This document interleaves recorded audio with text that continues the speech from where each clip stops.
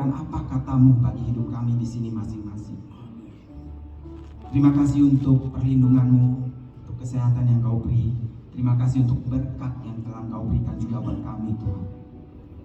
Saat ini kami mau duduk diam dalam hadirat-Mu, Tuhan, karena firman-Mu akan menguatkan kami. Firman-Mu akan memberi kami damai sejahtera. Firman-Mu akan meneduhkan kami. Firman-Mu memberi kami sukacita. Urapi kami semua di sini dengan urapan Roh Kudus. Hadirat-Mu kuat mencengkram kami semua di sini. Tiada terkecuali, Bapa. Kami butuh Engkau, Roh Kudus. Tanpa Engkau kami bukan apa-apa. Mimbar ini milik Engkau, Tuhan. Sampaikan apa yang hendak Engkau sampaikan buat kami. Terima kasih. Kami siap untuk terima firman-Mu dan kami katakan sama-sama, amin. Silakan duduk Bapak Ibu Saudara. Selamat siang. Bapak Ibu Saudara yang terkasih, kehidupan ini penuh dengan misteri. Ya. Banyak hal yang kita tidak mengerti. Ada hal-hal, pertanyaan yang belum terjawab. Ya. Bahkan mungkin tidak terjawab sampai saat ini. Ada misteri yang akhirnya bisa terpecahkan. Tapi banyak juga misteri yang sampai saat ini belum terpecahkan, belum terkuak. Tahun 1990 di sebuah museum di kota Boston, Amerika Serikat, ada satu lukisan yang sangat terkenal yang berjudul Storm of the Sea of Galilee, ya, Storm on the Sea of Galilee, atau badai di Laut Galilea atau di Danau Galilea. Lukisan itu hilang tahun 1990 dari museum di Boston ini. Lukisan ini dilukis oleh seorang pelukis ternama dari Belanda, namanya Rembrandt. Ya. Nah, Rembrandt melukis lukisan tersebut, lukisan ini ya pada tahun 1633. Jadi udah sekitar hampir 400 tahun yang lalu. Konon nilai lukisan ini yang hilang ini dari museum itu bernilai 100 juta dolar Amerika. Kalau kita rupiahkan itu sekitar berapa? 1,5 triliun rupiah, Bapak Ibu Saudara. Wow, jumlah yang sangat besar. Nah, tema lukisan yang diambil oleh Rembrandt untuk melukis lukisan ini itu diambil dari kitab Markus pasal 4 ayat 35 sampai 41. Nah, sampai saat ini lukisan tersebut belum diketemukan. Dan FBI itu tidak berdaya untuk mengungkapkan kasus pencurian ini. Ya, masih menjadi misteri, tetap menjadi misteri sampai saat ini. Tahun 90 berarti sudah sekitar 33 tahun lukisan ini hilang. Nah, siang hari ini kita bukan sedang mau menginvestigasi ya untuk menemukan kira-kira di mana lukisan yang hilang itu. Walaupun hadiah yang ditawarkan buat yang bisa menemukan lukisan ini cukup besar, 500 miliar rupiah. Ya. Bapak Ibu kalau ada anak-anaknya yang punya cita-cita jadi pelukis, jangan dilarang Bapak Ibu. Ya. Biasanya orang tua kalau anaknya mau jadi musisi, mau jadi seniman, itu biasanya agak kurang disetujui ya, karena dipikir nanti kurang menghasilkan uang yang banyak. Ya. Nah, ini siapa tahu anaknya nanti jadi pelukis bisa menghasilkan lukisan bernilai miliaran rupiah. Ya. Nah, tentunya harus lukisannya harus kelas Rembrandt ya, atau mungkin Van Gogh, atau mungkin Picasso, atau setidaknya sekelas dengan inilah ya pelukis Indonesia seperti Avandi, Raden Saleh, Basuki Abdullah. Ya.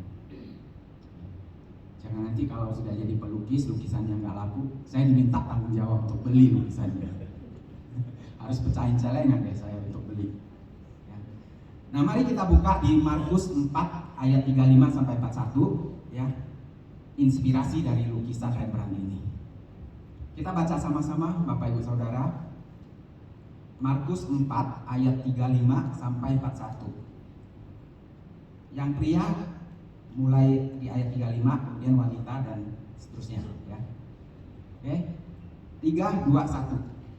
Pada hari itu, waktu hari sudah petang, Yesus berkata kepada mereka, "Marilah kita bertolak ke seberang."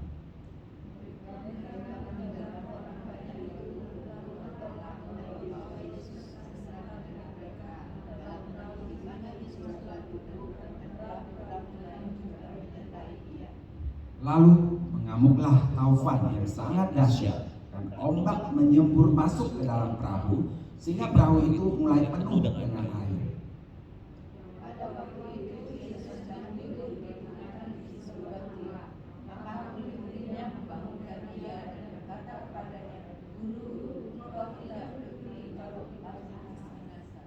Ia pun bangun, menghardik angin itu dan berkata kepada danau itu, "Diam, tenanglah."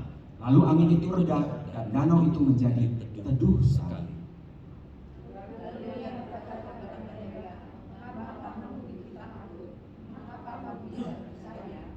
Mereka menjadi sangat takut dan berkata seorang kepada yang lain, "Siapa gerangan orang ini sehingga angin dan danau pun taat kepadanya?" Amin. Di sini saya mau menggarisbawahi kata teduh, Bapak Ibu Saudara. Nah, kata teduh dalam bahasa Inggrisnya itu adalah calm, ya, serenity, tranquility. Bahasa asli Alkitab Yunani itu diambil dari kata galini. Ya. Nah, Bapak Ibu Saudara, ada banyak situasi dalam hidup kita, dalam keseharian kita mungkin kehidupan kita ini penuh dengan ombak besar, penuh dengan badai, dan menjadi tidak teduh. Kita pun dihadapkan oleh hal-hal yang membuat kita juga tidak tenang, tidak damai, tidak teduh. Nah, saya mau membahas dua hal di sini, hal-hal yang umumnya membuat hidup kita tidak damai, tidak teduh, Bapak Ibu Saudara. Ya, yang pertama soal ketakutan. Ya. Nah, apa hal-hal yang sering ditakutkan oleh manusia di muka bumi ini? Kalau disurvei, ya, rankingnya manusia di dunia ini itu pertama mereka akan takut apa? Takut mati, lalu takut sakit, lalu takut gagal, takut miskin, takut ditolak, lalu takut kesepian juga, takut gelap, ada juga yang takut ketinggian. Ya. Apa yang Bapak Ibu Saudara paling takutkan di kehidupan Bapak Ibu Saudara? Kita tanya masing-masing ya. Lalu apa kata Tuhan mengenai takut ini? Di Alkitab itu tercantum ratusan ayat yang menyatakan janganlah takut. Artinya Tuhan ingin anak-anaknya itu tidak hidup dalam ketakutan. Ya. Di Markus 4 tadi, inspirasi dari lukisan Rembrandt ini, Tuhan Yesus juga berkata, "Mengapa engkau takut?" Nah, idealnya Bapak Ibu Saudara, sebagai orang Kristen, sebagai orang percaya, sebagai orang beriman, itu semestinya sudah tidak ada lagi rasa takut dalam diri kita. Ya. Rasa takut ini beda dengan waspada ya. Jadi kalau misalnya kita tahu ular itu berbahaya atau harimau itu berbahaya, ya itu kita waspada. Ya. Nah, semakin kita dewasa secara rohani, semakin iman kita bertumbuh, semestinya kita bisa menghilangkan atau melenyapkan ketakutan-ketakutan dalam hidup kita. Ya. Nah, lalu apalagi kata Tuhan mengenai takut? Tuhan katakan orang yang hidup dalam ketakutan itu tidak sempurna kasihnya. Ayatnya ada di 1 Yohanes 4 ayat 18. Saya bacakan Bapak Ibu Saudara. 1 Yohanes 4 ayat 18. Di dalam kasih tidak ada ketakutan, Kasih yang sempurna melenyapkan ketakutan, sebab ketakutan mengandung hukuman, dan barang siapa takut, ia tidak sempurna di dalam kasih.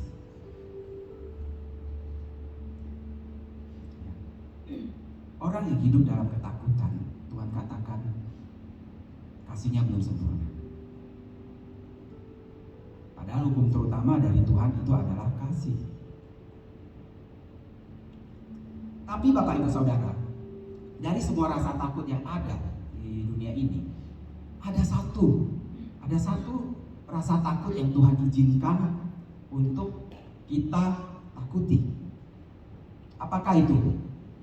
Kita buka di Matius 10 ayat 28. Matius 10 ayat 28. Kita bacakan sama-sama Bapak Ibu Saudara. Matius 10 ayat 28. 3, 2, 1. Dan janganlah kamu takut kepada mereka yang dapat membunuh tubuh, tetapi yang tidak berkuasa membunuh jiwa. Takutlah terutama kepada Dia yang berkuasa membinasakan baik jiwa maupun tubuh di dalam neraka. Nah, hal-hal lain jangan kita takuti, tapi satu hal ini boleh kita takuti, bahkan harus kita takuti, yaitu takut pada Dia yang berkuasa membinasakan jiwa dan tubuh di dalam neraka, yaitu takut akan Tuhan. Amin, Bapak Ibu Saudara. Lalu yang menarik lagi Bapak Ibu Saudara, kalau kita perhatikan baik-baik, kata takut itu diikuti oleh kata tidak percaya. Seperti yang Yesus katakan di atas perahu tadi. Yesus katakan setelah menghardik badai di Danau Galilea itu, mengapa kamu takut? Dilanjutkan, mengapa kamu tidak percaya? Nah, artinya apa? Takut itu diikuti oleh kata tidak percaya. Artinya, kalau kita takut, maka sebenarnya itu menunjukkan ketidakpercayaan kita. Ya, ketidakpercayaan kita kepada Tuhan.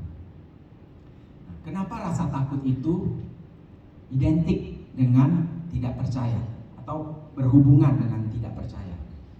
Karena perhatikan ini Bapak Ibu Saudara, di Alkitab ada ratusan firman yang katakan tadi janganlah takut ya.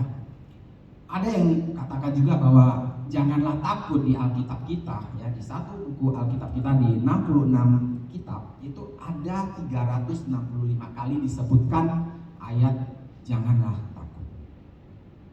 Ada yang sudah pernah hitung? Ya. Nah, artinya apa Bapak Ibu? Artinya setiap hari Tuhan inginkan kita hidup tidak dalam ketakutan. 365 hari dalam setahun. Nah, satu perintah kalau disampaikan berulang-ulang itu biasanya artinya apa? Biasa satu perintah kalau disampaikan lebih dari satu kali saja itu merupakan perintah yang sangat penting. Ambil contoh, seorang atasan memberikan perintah kepada anak buahnya. Kalau perintah yang sama disampaikan lebih dari satu kali, disampaikan berulang-ulang malah 2 kali, 3 kali, 5 kali, 10 kali, itu artinya apa? Artinya perintah itu sangat penting dan tidak boleh salah. Ya, benar ya? Nah, bagaimana kalau perintah yang Tuhan sampaikan di Alkitab tadi, janganlah takut, itu disampaikan ada sebanyak ratusan kali Bapak Ibu Saudara. Bisa dibayangkan Bapak Ibu Saudara, seberapa penting perintah atau larangan Tuhan ini bagi kehidupan kita. Amin. Ya. Jadi kalau kita masih hidup dalam ketakutan, dalam rasa takut, berarti kita melanggar perintah Tuhan yang sangat penting itu. Terus apa hubungannya rasa takut dengan tidak percaya? Tidak percaya di sini itu sama dengan tidak adanya iman. Bahasa Inggris terjemahan kalimat yang Yesus sampaikan di Markus 4 ayat 40 tadi yang dilukis oleh Rembrandt. Mengapa engkau takut? Mengapa engkau tidak percaya? Why you have no faith? Mengapa kamu tidak memiliki iman? Faith itu iman. Itu terjemahan bahasa Inggrisnya. Jadi tidak percaya itu dikatakan tidak memiliki iman. Nah, kalau kita takut, sebenarnya kita tidak mempercayai Tuhan dengan utuh dan dengan penuh. Nah, semestinya kalau kita percaya dengan benar, kita akan berserah kepada Dia. Sehingga kalau kita takut, kita akan datang kepadanya, kita berserah kepadanya, kita meminta pertolongannya, kita minta bantuannya untuk mengatasi rasa takut kita itu. Ya. Dan kita datang padanya untuk berlindung kepada Tuhan, berharap pada kuasanya itu untuk mengatasi rasa takut kita itu, untuk mengatasi situasi atau keadaan atau kondisi yang menyebabkan kita rasa takut. Ya. Nah, rasa takut ini itu bisa kita rasakan sewaktu-waktu ya, dalam kehidupan kita, dalam sehari-hari kita. Tapi kalau kita tidak membereskannya dengan Tuhan, ya, maka kita tidak kalau kita tidak bereskan dengan datang pada Tuhan, itu seakan-akan kita tuh mengambil alih kehidupan kita. Padahal Alkitab sampaikan bahwa hidup ini bukan milik kita lagi ya, Bapak Ibu Saudara. Hidup ini milik Kristus. Nah, kalau kita tidak berserah pada yang mempunyai hidup kita ini, padahal Tuhan itu ingin kita datang padanya dan berserah penuh kepadanya, sebagai tanda bahwa kita beriman kepadanya, kita punya faith, iman kepada Tuhan. Nah, itulah kaitan antara rasa takut dengan ketidakpercayaan atau tidak adanya iman atau kurangnya iman. Nah, Bapak Ibu Saudara terkasih, ada lagi yang menarik ya dan penting mengenai hal ini. Ada satu ayat di kitab terakhir di Alkitab kita, yaitu kitab Wahyu, yang perlu kita perhatikan baik-baik karena ini menyangkut kekekalan kita nanti. Mari kita buka di Wahyu 21 ayat 8. Ya, Wahyu 21 ayat 8. Kita bacakan sama-sama Bapak Ibu Saudara. 3, 2, 1. Tetapi orang-orang penakut, orang-orang yang tidak percaya, orang-orang keji, orang-orang pembunuh, orang-orang sundal, tukang-tukang sihir, penyembah-penyembah berhala, dan semua pendusta, mereka akan mendapat bagian mereka di dalam lautan yang menyala-nyala oleh api dan belerang. Inilah kematian yang kedua. Wahyu 21 ayat 8. Perhatikan baik-baik Bapak Ibu Saudara. Sekali lagi kita lihat di sini, ya, kata takut itu, penakut itu menempati urutan nomor 1, ya, menempati urutan pertama. Lalu diikuti, sekali lagi diikuti kata tidak percaya. Orang-orang penakut, orang-orang yang tidak percaya. Luar biasa ya Bapak Ibu Saudara. Jadi Alkitab itu nyambung, inline antara satu kitab dengan kitab lainnya. Confirm ya, konfirmasi. Jadi menjadi penakut itu sama dengan kita tidak percaya kepadanya. Sekiranya saat ini dalam hidup kita masih ada hal-hal yang membuat kita takut di luar dari takut akan Tuhan ya, maka kita perlu cek. Ya, sebenarnya kita perlu cek di mana letak percaya kita kepada Dia. Seberapa besar sebenarnya iman kita kepada Tuhan. Dan satu lagi, seberapa besar sebenarnya rasa kasih yang ada dalam diri kita. Karena kita katakan orang yang takut tidak sempurna dalam kasihnya. Amin. Nah, mari kita mulai tanggalkan rasa takut dengan datang kepada Tuhan. Ya, datang pada Tuhan, kita lapor kepada Tuhan apa saja hal-hal yang membuat kita takut. Ya, situasi apa yang membuat kita takut. Ya, dan biarkan kuasanya bekerja dalam hidup kita. Ya, biarkan Tuhan yang mengambil alih kondisi situasi yang menyebabkan rasa takut kita itu. Nah, dengan berserah kepadanya, hidup kita akan jauh lebih teduh, hidup kita akan jauh lebih damai, lebih peaceful. Amin. Puji Tuhan. Yang pertama tadi ketakutan. Sekarang yang kedua, kekhawatiran, Bapak Ibu Saudara. Kekhawatiran. Di Injil kita, di Injil Matius, ya, itu diungkapkan dengan sangat jelas mengenai kekhawatiran, sangat lengkap ya. Kita buka di Matius 6 ayat 25 sampai 34. Ayat ini cukup panjang Bapak Ibu Saudara, tapi luar biasa, lengkap mengenai kekhawatiran. Lengkap mengenai apa kata Tuhan Yesus mengenai kekhawatiran. Judulnya itu hal kekhawatiran. Kita baca sama-sama, yang wanita dulu ayat 25, kemudian diikuti pria. 3, 2, 1.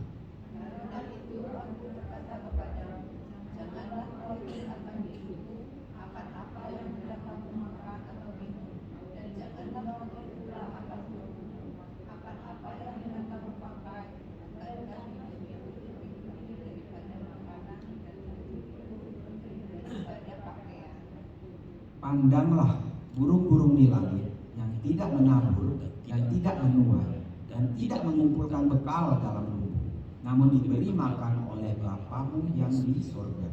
Bukankah kamu jauh melebihi burung-burung itu?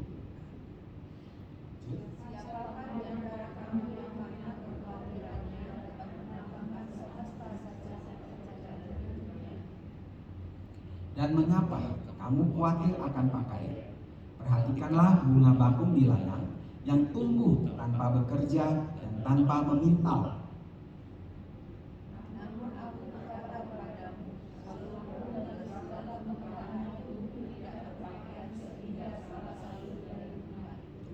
Jadi, jika demikian Allah mendandani rumput di ladang yang hari ini ada dan besok dibuang ke dalam api, tidakkah Ia akan terlebih lagi mendandani kamu, hai orang yang kurang percaya? Sebab itu janganlah kamu khawatir dan berkata, apa yang akan kami makan, apa yang akan kami minum, apa yang akan kami pakai. Semua itu dicari bangsa-bangsa yang tidak mengenal Allah. Akan tetapi Bapamu yang di sorga tahu bahwa kamu memerlukan semuanya itu. Tapi carilah dahulu kerajaan Allah dan kebenarannya, maka semuanya itu akan ditambahkan kepadamu. Sama-sama. Sebab itu janganlah kamu khawatir akan hari besok, karena hari besok mempunyai kesusahannya sendiri. Kesusahan sehari cukuplah untuk sehari. Amin, Bapak Ibu Saudara. Kekhawatiran itu kalau kita lihat dari ayat pertama tadi itu selalu berfokus pada kata akan, pada kata hendak. Ya. Kekhawatiran itu berfokus selalu pada hal yang akan datang, hari esok, ya, masa mendatang. Pada situasi atau hal yang belum terjadi, Bapak Ibu Saudara, atau belum tentu terjadi. Tapi kekhawatiran itu mengisi pikiran kita dan dipenuhi, pikiran kita jadi dipenuhi oleh rasa was-was, rasa cemas, rasa tidak tenang akan hal atau situasi yang akan datang, akan hal atau situasi yang sebenarnya belum tentu akan terjadi seperti pikiran kita tadi, ya. Nah, Bapak Ibu Saudara, fokus yang berlebihan pada masa yang akan datang itu membuat kita tidak hidup sepenuhnya di saat sekarang. Ya. Karena pikiran kita itu pikirin terus bagaimana besok, bagaimana lusa, bagaimana minggu depan, bagaimana bulan depan, bagaimana tahun depan, atau bagaimana 10 tahun lagi. Alhasil kita seakan tidak menyadari kehidupan kita di saat ini, di masa sekarang ini. Ayat 34 tadi, ya. Ayat 34 tadi dikatakan janganlah khawatir akan hari esok.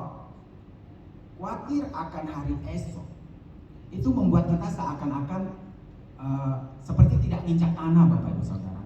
Seakan-akan melayang, ya, karena pikiran kita yang khawatir akan hari esok itu membuat kita tuh membawa kita melayang ke masa yang akan datang yang kita sebenarnya sama sekali tidak tahu apa yang akan terjadi. Kita tidak tahu seperti apa persisnya masa yang akan datang itu. Kita tidak tahu apa persisnya hal yang akan terjadi bahkan besok, bahkan nanti malam, kita belum tahu. Betul Bapak Ibu Saudara? Ya. Padahal saat sekarang ini, hari ini, momen saat ini, momen saat Bapak Ibu duduk di kursi ini, itu adalah hidup Bapak Ibu yang sebenarnya. Tapi karena kita terlalu banyak mikirin masa lalu, masa yang akan datang, kita jadi tidak hidup di masa sekarang ini. Ya, tidak hidup ya di masa sekarang ini. Padahal saat sekarang atau hari ini itu sebenarnya adalah anugerah Tuhan yang luar biasa buat kita. Ya. Kenapa hari ini itu disebut anugerah, Bapak Ibu Saudara? Ada yang tahu? Saya ajak kita lihat satu quote yang sangat bagus sekali. Ya. Satu quote yang sangat bagus sekali. Dikatakan, yesterday is history, tomorrow is mystery, today is a gift, yeah, a gift of God. That's why it's called the present. Kemarin, yesterday, masa lalu itu adalah sejarah. Besok, masa yang akan datang itu adalah misteri. Hari ini adalah anugerah.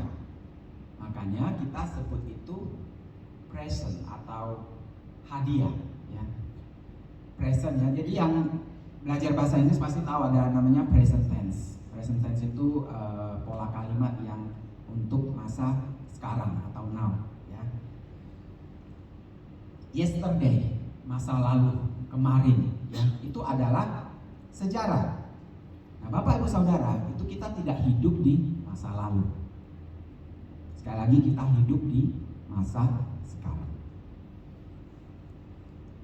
Tapi ada banyak dari kita yang sebenarnya masih hidup di masa lalu. Padahal masa lalu dikatakan adalah sejarah. Sejarah itu kita jadikan pembelajaran, Bapak Ibu Saudara. Kita belajar dari sejarah. Presiden pertama kita, Bung Karno, sempat katakan bahwa bangsa yang besar adalah bangsa yang mengingat sejarah atau bangsa yang belajar dari sejarah. Nah, saya katakan, kita manusia yang berjiwa besar itu adalah manusia yang belajar dari sejarah. Manusia yang belajar dari kesalahan-kesalahan masa lalunya. Tapi bukan manusia yang hidup di masa lalu. Jangan hidup di masa lalu, Bapak Ibu Saudara. Anak muda zaman now itu katakan orang yang hidup di masa lalu itu namanya belum move on, ya, belum move on. Contoh orang yang hidup di masa lalu.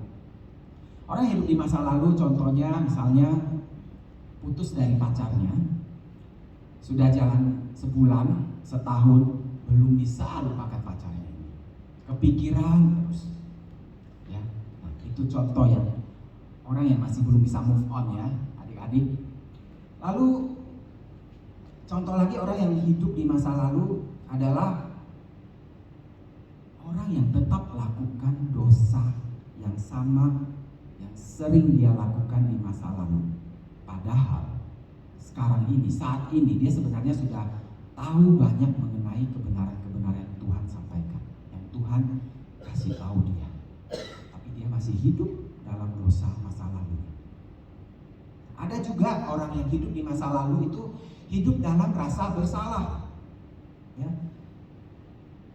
Dia hidup dengan membawa penyesalan, membawa rasa bersalah dalam hidupnya atas kesalahan-kesalahan yang sudah dia lakukan di masa lampau. Padahal dia sebenarnya sudah minta ampun pada Tuhan. Dan Tuhan sendiri pun sebenarnya sudah mengampuni dan melupakan. Tapi dia memilih untuk tetap dibayang-bayangi oleh rasa bersalahnya itu. Bayangkan Bapak Ibu Saudara, betapa tidak enaknya hidup dalam rasa bersalah. Bayangkan betapa tidak teduhnya, tidak damainya kita kalau kita hidup masih dinaungi, diluputi pikiran rasa bersalah atas masa lalu, kesalahan-kesalahan yang sudah kita lakukan. Ya. Well, kita manusia tidak sempurna. Kita lakukan kesalahan, kita terbatas. Tapi apa yang kita bisa lakukan?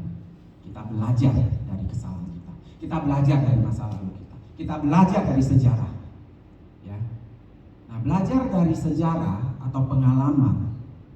Orang bijak itu belajar dari pengalaman dia. Dia belajar dari sejarahnya. Tapi orang yang jauh lebih bijak adalah siapa? Orang yang belajar dari pengalaman orang lain. Orang yang belajar, yang bisa belajar dari sejarah hidup orang lain. Jadi dia tidak perlu mengalami sendiri jatuh atau kegagalan, karena dia udah bisa belajar dari hidup pengalaman orang yang pernah gagal. Nah, itu orang yang sangat bijak. Ya. Lalu tomorrow ini dikatakan itu misteri. Hari esok atau masa yang akan datang itu adalah misteri. Hal yang kita sebenarnya kita tidak ketahui sepenuhnya. Ada yang tahu kira-kira apa yang akan terjadi besok. Ya mungkin gambaran besarnya kita tahu, tapi detailnya persisnya kita nggak tahu, Bapak Ibu Saudara. Nah, itulah misteri hidup. Misteri hidup, misteri hari esok ini itu terkait dengan perjalanan waktu. Ya. Nah, perjalanan waktu hanya ada satu pribadi yang berdaulat atas yang namanya perjalanan waktu. Siapa dia? Tidak lain tidak bukan Allah pencipta semesta alam kita ini. Tidak lain tidak bukan Allah pencipta kehidupan ini. Allah yang menciptakan perjalanan waktu itu. Dia satu-satunya pribadi yang berdaulat. Dia satu-satunya yang tahu apa yang akan terjadi di masa yang akan datang. Nah, jadi bagaimana kita menyikapi hari esok kita? Bagaimana kita menyikapi misteri hari esok kita? Tidak lain tidak bukan kita harus nempel pada yang berdaulat atas hari esok, pada yang berdaulat atas perjalanan waktu. Ya. Tidak lain tidak bukan kita harus nempel pada Allah semesta alam. Kita bangun hubungan dengan Tuhan secara intensif. Ya. Kita belajar kebenaran-kebenaran firman-Nya. Ya, karena Dia yang tahu masa depan itu seperti apa. Ya. Sehingga kalau kita terus nempel pada Allah yang punya kedaulatan waktu, kalau kita terus belajar kebenaran-kebenarannya, lama-lama misteri hari esok itu akan terkuak, Bapak Ibu Saudara. Setidaknya kita tahu gambaran atau garis besar dari masa yang akan datang di hadapan kita. Contoh, kalau kita taat ya dengan apa yang Tuhan katakan, apa yang Tuhan firmankan, kita tahu gambaran besar hari esok kita seperti apa. Indah, bahagia. Tapi kalau kita tidak taat, kita memilih untuk tidak taat pada apa yang Dia sampaikan, kita tahu, pasti kita tahu misteri hari esok kita akan terkuak sedikit. Kita tahu kekekalan kita dalam bahaya kalau kita memilih untuk tidak taat. Amin. Pilihlah untuk taat sehingga kita tahu misteri masa depan kita terkuak dan indah bersama Dia. Amin. Ya. Jadi kita hidup dalam kesadaran penuh hari ini. Ya. Today is a gift of God. Nikmati hari kita hari ini, saat sekarang ini.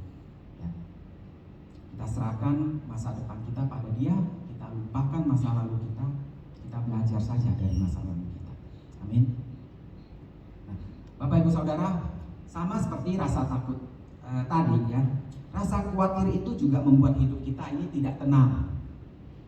Dan bahkan bagi sebagian besar orang itu menjadi sulit untuk berdoa kadang-kadang. Ya. Kenapa? Karena pikirannya dipenuhi oleh hal-hal yang mengkhawatirkannya. Ya. Mari kita lepaskan kekhawatiran kita, apapun itu, ya, dengan cara nempel pada Tuhan kita tadi. Ya. Kita laporkan kepadanya hal-hal apa yang membuat kita khawatir. Ya. Kita laporkan, sampaikan kepada Dia. Tuhan, saya khawatir tentang masa depan saya. Saya khawatir tentang keuangan saya. Saya khawatir tentang kesehatan saya. Saya khawatir tentang anak saya. Saya khawatir tentang masa depan anak saya. Saya khawatir tentang saudara saya. Sampaikan itu semua, laporkan itu semua kepada Tuhan. Ya. Nah, kita serahkan semua padanya. Nah, setelah itu bagaimana Bapak Ibu Saudara? Setelah itu nikmati rasa teduh dan rasa damai sejahtera dan anugerahnya pada hari ini. Ya. Serahkan kekhawatiran hari esok kepadanya, kepada Sang pemegang kunci waktu itu. Ya. Nah, Bapak Ibu Saudara, saya mau undang Bapak Ibu Saudara, kita nyanyikan satu doa ya.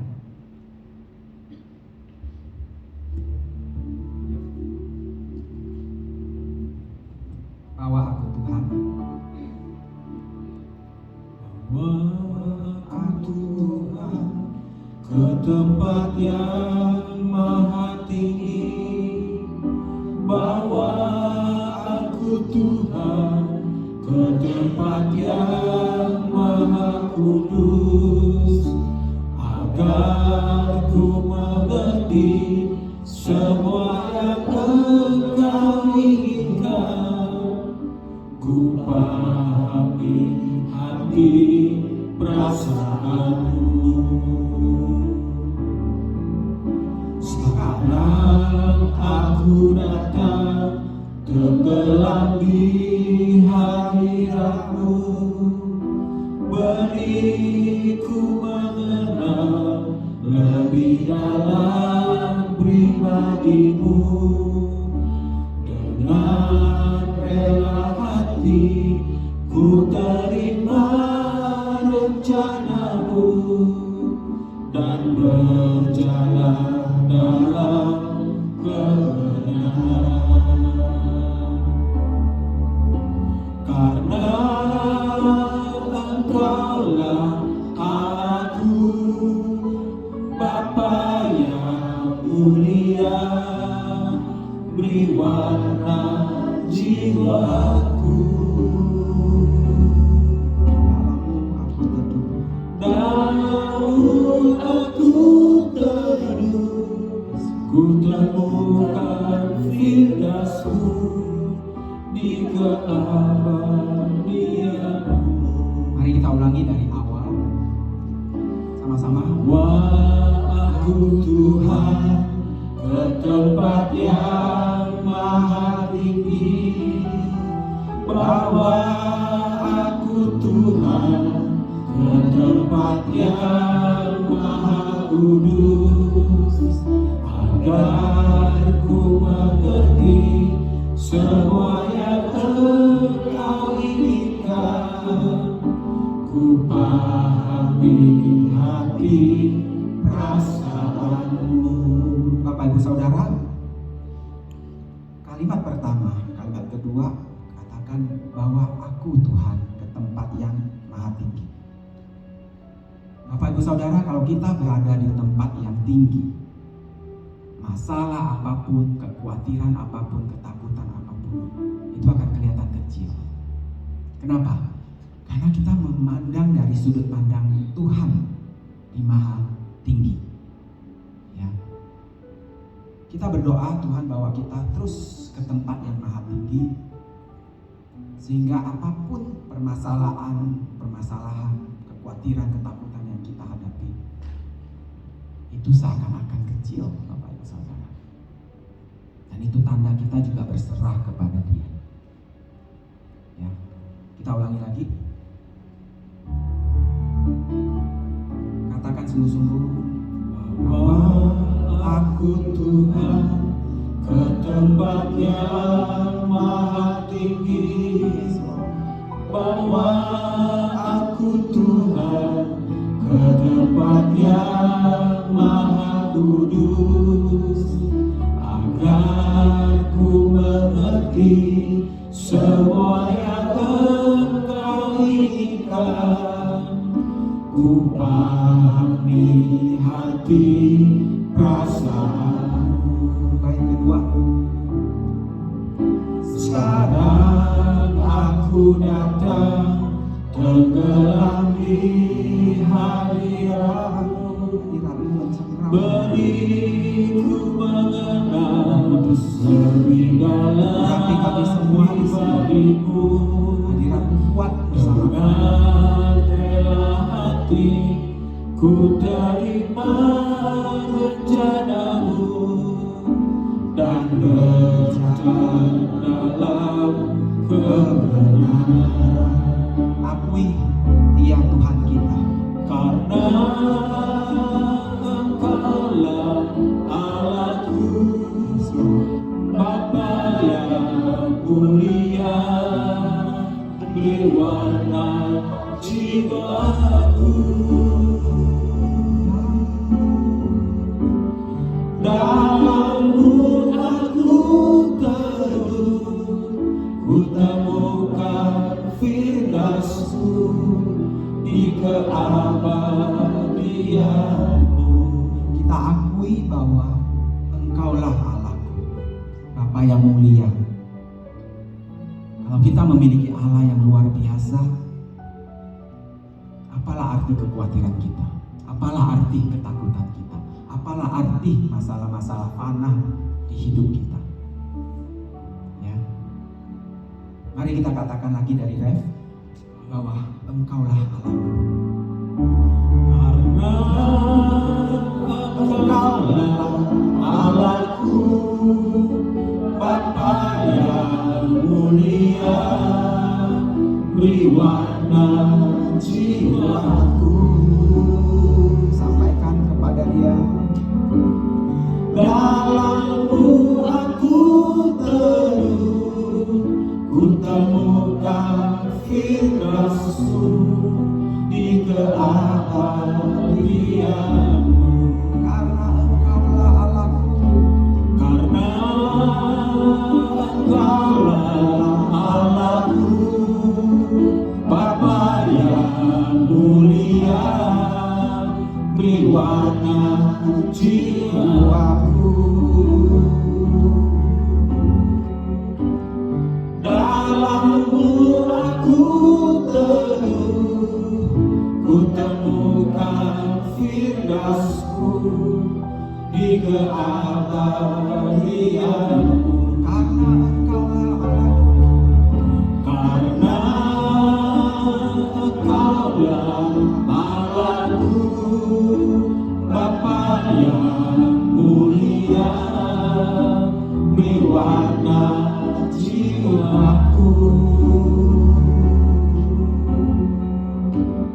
Dalam-Mu aku teduh, ku temukan firman-Mu di keabadian.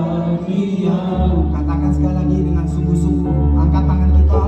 Karena Engkaulah Allahku, Bapa yang mulia, beri warna jiwaku.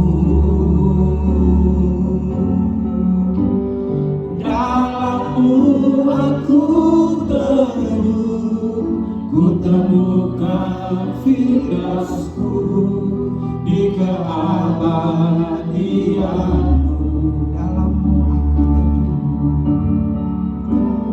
Dalam-Mu aku teduh, ku temukan firman-Mu di keabadian-Mu. Dalam-Mu aku teduh. Dalam-Mu aku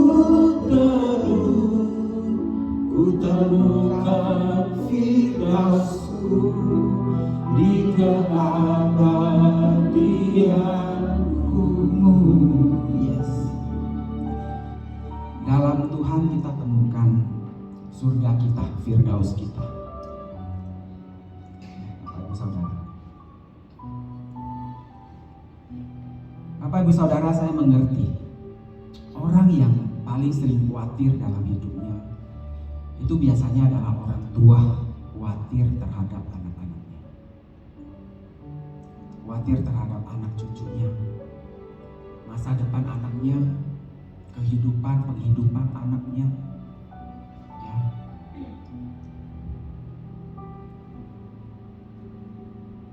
Orang tua saya juga demikian, Bapak Ibu Saudara.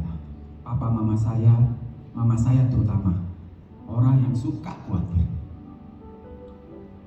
Saat saya mengunjunginya, dia selalu sampaikan hal-hal yang dia khawatirkan. Dia khawatir tentang karir saya, dia khawatir tentang masa depan saya. Papa saya juga sebenarnya dia khawatir, ya, dia khawatir keselamatan saya, sering naik pesawat sana sini. Tapi biasanya pria itu kurang ekspresif, ya. Sebenarnya dia khawatir juga, ya. Dia khawatir kakak saya yang naik sepeda motor kesana kemari. Mama saya juga khawatir kakak saya yang satu lagi sering lembur kerjanya, ya. Mama saya khawatir ini anak makannya cukup gizi nggak, kan merantau ya. Ini anak tidurnya cukup nggak, pergi pagi pulang malam, lembur kerja terus, mungkin tidak ada istirahatnya. Itu yang mama khawatirkan, papa khawatirkan. Orang tua sering khawatir tentang anak-anaknya. Lalu saya sampaikan kepada papa mama saya tahu rasa khawatir itu tidak enak, Bapak Ibu Saudara. Tidak enak, ya, tidak enak. Saya ingat waktu saya sekolah dulu, saya juga sering khawatir. Khawatir apa? Anak sekolah itu khawatirnya ini. Aduh, besok ulangan nih, bisa nggak ya? Besok ulangan bisa dapat nilai bagus nggak, atau mungkin dapat nilai jelek. Nah, saya khawatir, tapi saya juga melakukan hal-hal supaya saya bisa siap menghadapi ulangan itu. Saya belajar, besok misalnya mau ulangan, padahal ulangan biasa saja ya, bukan ulangan umum, bukan ujian kenaikan kelas, ulangan biasa aja.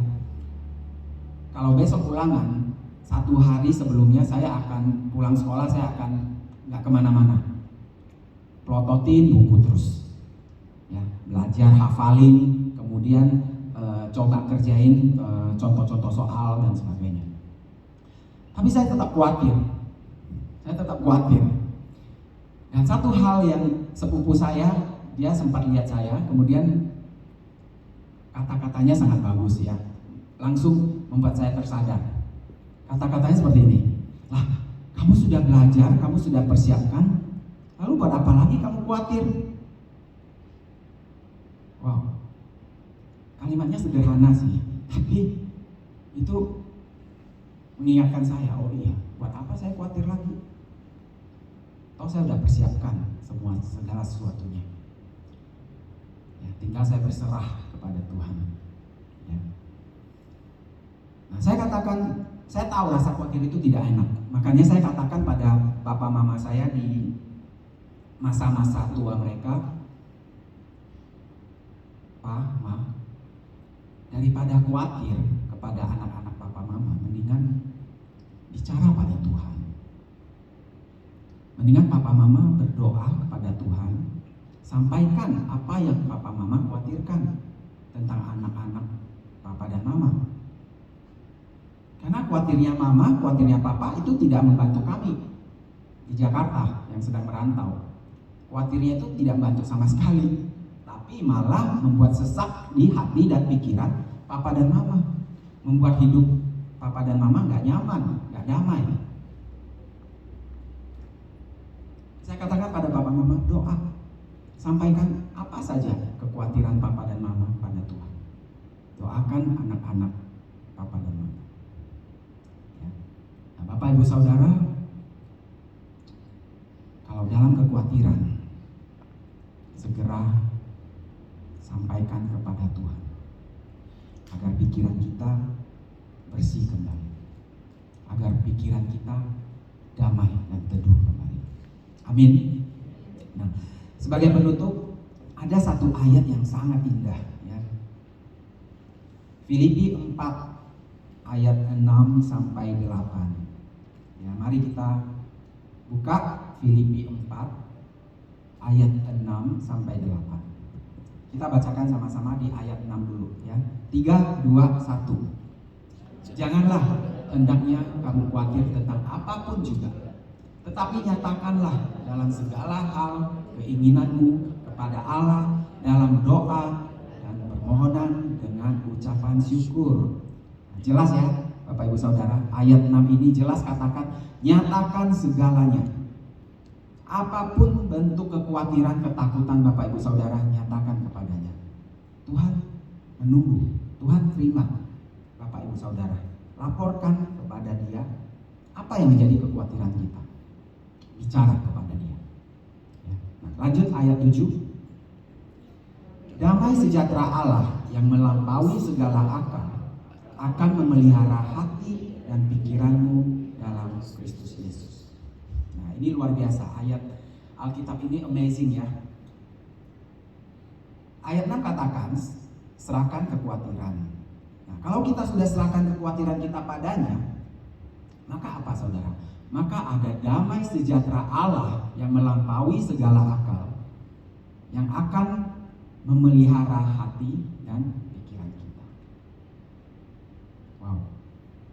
Kalau ada damai sejahtera di hati dan pikiran kita, seperti lagu tadi katakan, kita teduh. Kalau kita teduh itu seperti hidup di firdausnya Tuhan, ya. Seperti kita menemukan firdausnya kita, surganya kita. Itulah yang orang maksudkan surga di bumi, ya. Hidup kita tidak terpengaruh oleh suasana, tidak terpengaruh oleh badai, ya, masalah dan sebagainya, karena kita tetap teduh, ya.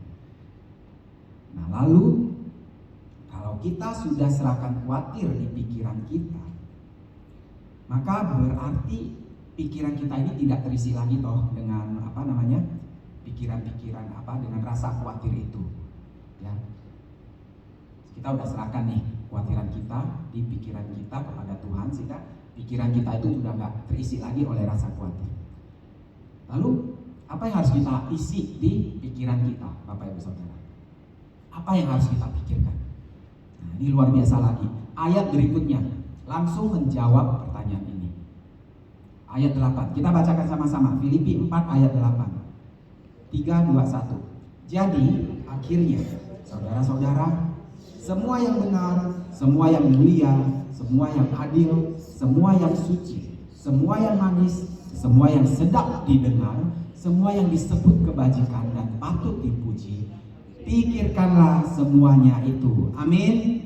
Wow, luar biasa.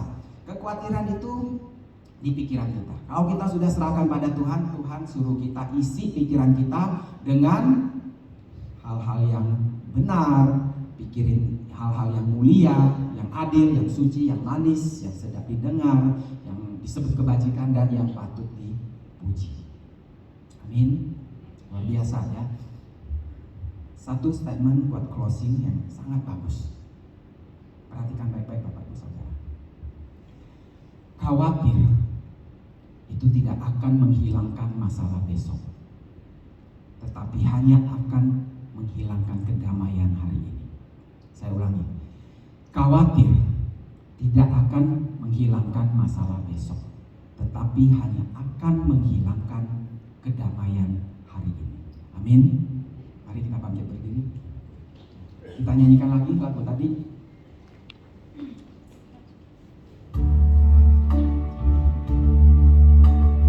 Bapak Ibu Saudara diberkati.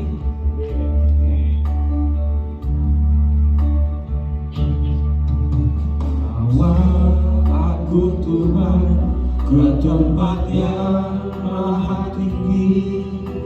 Bawa aku Tuhan ke tempat yang maha kudus, agar ku mengerti semua yang Engkau inginkan. Ku pahami hati perasaanmu. Katakan sungguh-sungguh dari hati kita. Sekarang aku datang tenggelam di hadiratmu, beriku mengenal lebih dalam pribadimu. Dengan rela hati ku terima rencanamu dan berjalan dalam kebenaran. Katakan iman kita.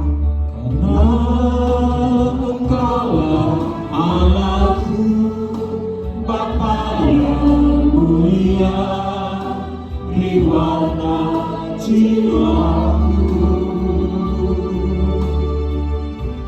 Dalam-Mu aku teduh, menemukan firman-Mu di keabadian-Mu. Dari pertama kita nyanyikan. Bawa aku Tuhan ke tempat yang maha tinggi. Bawa aku Tuhan ke tempat yang maha kudus, agar ku mengerti semua yang Engkau inginkan. Ku pahami hati perasaanmu. Sekarang aku datang tenggelam di hadiratmu, beriku mengenal lebih dalam pribadimu. Dengan rela hati ku terima rencanamu dan berjalan dalam kebenaran. Karena Engkaulah Karena Engkaulah Allah. Allahku, Bapa yang mulia, di warna jiwaku. Dalam-Mu aku teduh, ku temukan firman-Mu di keabadian-Mu. Katakan Dia Allah kita.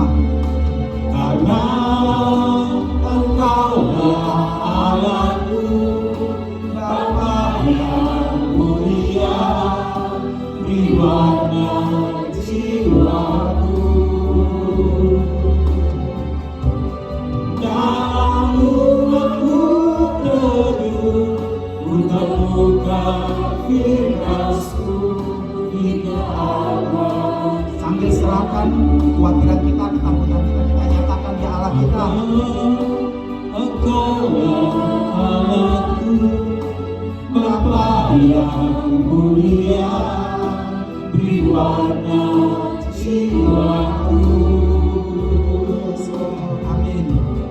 Dalam-Mu aku teduh, ku temukan firman-Mu di keabadian-Mu.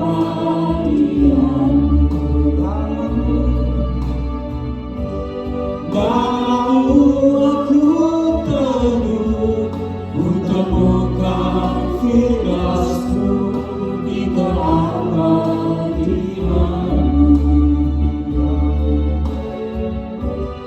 Dalam-Mu aku teduh, ku temukan firman-Mu di keabadian-Mu. Yes, amin. Kami nyatakan iman percaya kami bahwa Engkaulah Allah kami. Semakin kami mengenal Engkau Allah kami, semakin kami hidup dalam keteduhan, semakin kami hidup dalam damai sejahtera-Mu. Semakin kami melepaskan kekhawatiran-kekhawatiran hidup kami, semakin kami melepaskan ketakutan-ketakutan kami. Sungguh kami mengucap syukur, sungguh kami bersuka cita memiliki Allah seperti Engkau ya Tuhan. Karena Engkaulah Allah kami. Kami boleh duduk diam, kami boleh duduk tenang. Pikiran kami boleh tenang, hati kami boleh damai. Terima kasih Bapa. Hamba-Mu berdoa untuk jemaat-Mu. Sekiranya masih ada kekhawatiran, masih ada ketakutan, biarlah kami mau belajar untuk berserah, melaporkan itu semua kepada Engkau, mengambil waktu intensif menghadap Engkau, menyatakan apa saja yang menjadi kekhawatiran kami, menyatakan apa saja apa yang menjadi ketakutan kami, melaporkan apa saja yang menjadi masalah kami yang membuat hati kami gundah, membuat hati kami susah. Kau katakan, datanglah yang letih lesu dan berbeban berat, dan Kau akan memberikan kelegaan. Terima kasih Tuhan, kami boleh memiliki Engkau sebagai Allah. Terima kasih kami boleh menikmati sukacita, damai sejahtera, keteduhan dalam hidup kami, dalam hari-hari kami. Sangat berterima kasih, sangat berterima kasih. Terima kasih kami bahkan boleh merasakan surga kami di dunia ini. Kami semakin rindu Engkau Bapa. Kami semakin rindu Engkau bersama-sama dengan Engkau di surga-Mu yang abadi. Roh Kudus, tuntun kami anak-anak-Mu yang mungkin dalam hari-hari ini agak jauh dari Engkau. Kami mendekat lagi kepada Engkau. Berikan kerinduan, berikan kehausan, kelaparan kami akan damai Engkau, akan pribadi Engkau. Sungguh kami sangat berharap pertolongan Engkau ya Roh Kudus. Urapi kami senantiasa, bukan hanya pada saat ini, tapi sepanjang hari ini, besok, dan seterusnya. Dan selama-lamanya Roh Kudus Engkau selalu beserta kami, menjadi sahabat kami. Roh Kudus, Roh Allah yang luar biasa, yang maha kuasa, yang mau bersahabat, berteman dengan kami, yang dekat dengan kami. Tidak ada yang lebih dekat dari apapun dari kami selain Engkau Roh Kudus. Bahkan Kau lebih dekat dari pasangan hidup kami. Terima kasih Tuhan, hamba-Mu sudah menyampaikan firman-Mu, materaikan firman-Mu, pesan-Mu bertumbuh dalam hati, pikiran anak-anak-Mu. Terima kasih Bapak Ibu Saudara, kita semua yang telah menerima dan diberkati oleh Tuhan, kita katakan amin. Selamat siang, Tuhan Yesus memberkati.